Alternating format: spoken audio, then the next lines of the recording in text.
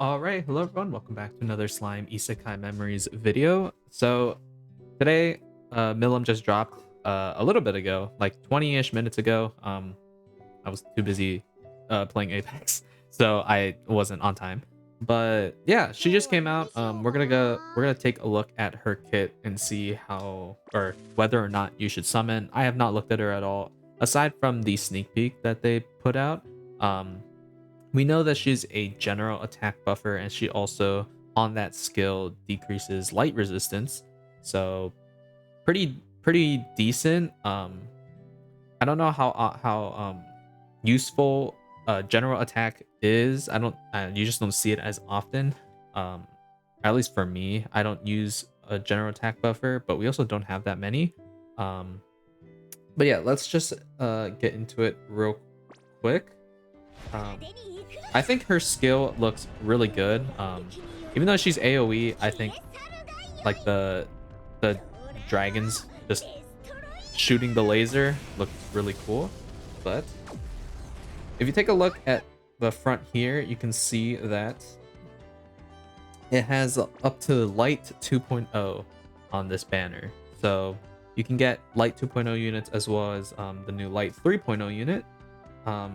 But yeah, let's check her out.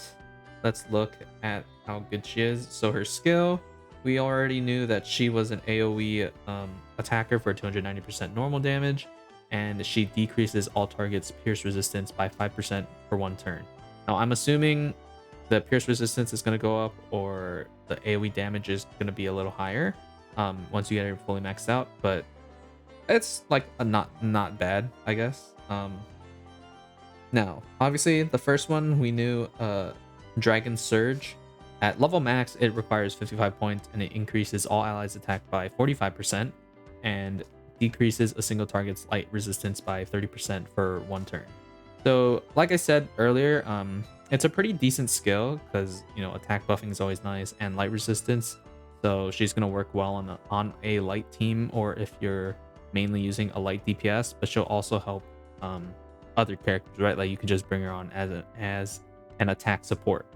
So not bad, but let's see what her second skill is. Rising Dragon changes all owned souls to Soul of Divine Protection and increases all Soul of Divine Protection gauge increase by 5% for one turn. Wow, that's actually really powerful because that is basically Rimuru's orb change. If you guys, the free-to-play Rimuru, the free-to-play water Rimuru, his second skill is, I think, the exact same thing. Let me check on the wiki. I think the wording is exactly the same as well.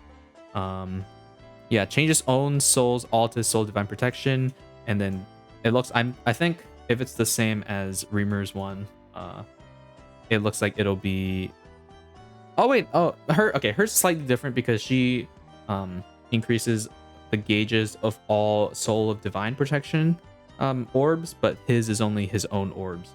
So if the water Rimuru, if you use that skill and you swap someone else in, you would lose that gauge increase buff. But with Milim, it works a little differently, where as long as you have the blue orbs, you'll get the buff, right? So I'm assuming it goes max to 10% as well, just like his. But wow, she's actually looking really good. A really good orb changer, as well as a general attack buffer. She looks really solid. As you know, one of the main things about Rimuru is that he is just a god orb changer, especially for blues, right? So she already has one half of that, and then she also has a general attack buff. So her kit looks really good. If you want to summon, well, actually, hold on. Let's look at her traits and stuff. I don't think this is gonna make or break the character, but I'll give my final thoughts after we go over everything. So Valor traits: when you use souls while one or more enemies have their ult or more filled, the secret skill gauge of all targets is decreased by 10%. And then if you have her 5-star awaken twice, then it is 20%. Interesting. So that can be useful so that you don't get nuked and killed in Valor Cup. So yeah, that's pretty decent. Character trait, 4 combo with Soul Divine Protection. She increases own crit rate by 8%. Okay, that's whatever. So yeah, once you have her fully maxed out, it looks like the pierce resistance does go down to 10%, which is all right. Not that big of a deal. And let's see. Okay, EX ability release, whatever. So yeah, this Milim is actually looking really good. I think if you're gonna summon for a character, I would probably summon for her. Now, do I think you should summon on this banner over this banner? I don't know how controversial this might be, but I would probably say yes. The only reason I say that is because, okay, this Shuna, right, while decent, the stun strike is just, at the moment, I think it's very niche, but moving forward, that could change. It's just that we don't have a lot of content that can stun. We only have the Raphael Rimuru who can guaranteed stun. A Guy can also stun as well, but when are you running Octogram Guy? And, you know, Alice is 30%, right? So we don't really have many stun units, and also you can't really stun many stages like at all, that or stages that matter, right? I think she's decent though.